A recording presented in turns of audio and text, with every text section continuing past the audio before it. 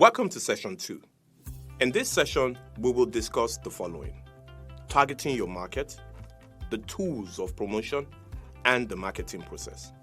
By the end of this session, you will be able to segment your market, identify the appropriate tools of promotion for your business, design a marketing process for yourself, and understand how to analyze competition. Now, when you look at market segmentation, remember in our first session, we touched on an aspect of market segmentation. Market segmentation is a marketing strategy which involves dividing a broad target market into subsets of consumers, businesses, or countries who have or are perceived to have common needs, interests, and priorities, and then designing and implementing strategies to target them. They are based on lifestyles, demographics, and personality of the target market. So essentially, the market segmentation can be achieved using the geographic, demographic, behavioral, and psychographic. So let's look at the market and how do you arrive at your own target market. So first of all, we have the potential market. And this is where you have the total population who have interest in acquiring the product. So I'll give you an instance. Many of us are potentially interested in owning a private airplane, but not everyone has that potential in terms of money or the capacity to acquire an airplane. So we are all in the potential market. The available market are those in the potential market who have enough money to buy the product. So the likes of Dangote, Mike Adenuga, and all of those top African billionaires have the potential, or rather they are in the available market, as they are the people that have the money or the capacity to be able to acquire a private air jet. The qualified available market are those in the available market who legally are permitted to buy the product. And a good example is driving.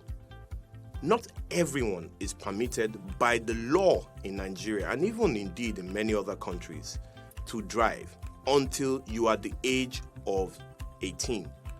In Nigeria and many other countries, 16, depending, it varies from country to country. But you must have the legal permission to be able to drive. Even if you can afford to get a learner's permit, you must be of the right age. So this is an example of those within a qualified available market. Now, the market which we are looking for is the target market. The target market is the market which we are trying to achieve. This is the market, the segment of the qualified available market that you have decided to serve. These are exactly the people you are looking for. These are the people that are permitted by law. These are the people that are within the available market, and these are the people that are within the potential market. But we have drilled down to achieve this by going through a process of segmenting them from the potential market, from the available market, and also from the qualified available market. So in analyzing your competition, you have to take time to be able to understand what is happening consistently within the market that you are operating. And this is why a competitor analysis is important. It's a field of strategic research that specializes in the collection and review of information about rival businesses. It is an essential tactic for finding out what your competitors are doing and what kind of threats they present to your financial well-being. So let's look at 5 simple steps to competitor analysis. Step 1, identify your top 10 competitors. In identifying them, you list down who are these people within your same market space offering the same services or product as yourself. Step 2, you then analyze and compare where are they? What are they doing? What are they offering? How are they reaching the market? You find out as much information as you can and compare to your own structure. It's also very similar to the step 3, which is the analysis of the structure. You look at their structure vis-a-vis your structure to see how different it is that they are basically operating in that market.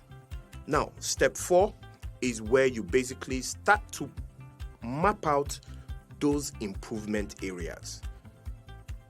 What are those things you have learned from the analysis of your competition? What are those things that they're doing better than you? What are those things that you are doing better than them? You start to identify and map out those improvement areas. And of course, the final step is you getting started. You take those informations and you start to implement it in your own business. And it's not sufficient to implement it. You then also have to put in a mechanism that helps you to repeat this process regularly so that you are constantly a step ahead of competition. Now let's go to the tools of promotion. Having understood your target audience, having understood your competition, it's important you must then understand the available tools that you can use to communicate your own product. Now that you are getting your products noticed, not every method will work for you or your business. And the method can change as the business develops or grows. However, you must be clear on the following. What message do you want to communicate? Who is the audience? What is the best way to communicate with them? What budget do I have, or what budget do you have? And what measure would you put in place to know whether or not you are successful? So we will discuss now the 6 main tools of promotion. The first one is public relations. PR is a very popular phrase. Many people somehow attribute PR to marketing. But more specifically, public relations is about creating and maintaining an image for your business or product that is the essence of its value and integrity, and this forms your own reputation in the marketplace. So now you understand fully what public relation is. And one very clear example I'll give you about public relations activity, or one institution that uses public relations tool for promotion, is the police force. Remember, regularly the police will come. You'll see them on TV, even on very popular on social media, where they come out and they will line up all of the criminals and list activities they've been able to foil or criminals they've been able to arrest. The purpose of this is for the public to know that the police is still active, the police is still in charge of safety, the police is still responsible for ensuring law and order. And this is why they do this. Most times, the person responsible or providing that information to the public is always the public relations officer of the police force. And this is where this tool is most used. Now let's go to advertising. And there are 3 main reasons for advertising. The first one is to create awareness among the target audience. The second is to persuade customers to buy your product by promoting the benefits. And finally, to keep up company profile. Another tool of promotion is internet and online marketing, which is very, very relevant and very much active these days. A well-designed and managed website can allow a company of any size to reach customers all over the world. If you plan to sell your products online, then the structure and functionality must allow you to meet the promises and fulfill orders. LinkedIn, Facebook, Twitter, Instagram are all very popular social media platforms where businesses are also pushing out content promoting their own product and services. But it's important that that content is designed in a way that it appeals to your target audience. Another tool of promotion is direct marketing. Direct marketing involves the use of direct mailing, email marketing, and telemarketing. But it's important that you use telemarketing with existing customers. Most people are not patient, or most intended customers are usually not patient when they receive cold calls, trying to convince them or providing information to them about any kind of product. But when you call an existing customer, they are most likely to be receptive of your call. But it is also important that this tool is used in a creative way that helps them to see you selling without selling. And we'll be talking more about this in our final session. Another tool of promotion is sales promotion, which are short-term activities to encourage customers to buy and boost sales for a limited period of time. This can be in the form of price reductions, vouchers, or the very popular bug-off. You might not remember what bug-off is, so I'll remind you, it is buy one, get one free, a very popular phrase at a time in Nigeria. You can also offer extended guarantees and other types of sales promotion that you can come up with the purpose of encouraging customers to buy. However, it is important that you do not keep this consistent discounting for a long period of time, as this can damage your reputation or the image of your company or product. And the reason is simple. If a product is consistently on a discount, the market will react, because it then means maybe there's something wrong with this product. Maybe this is not the best product for me.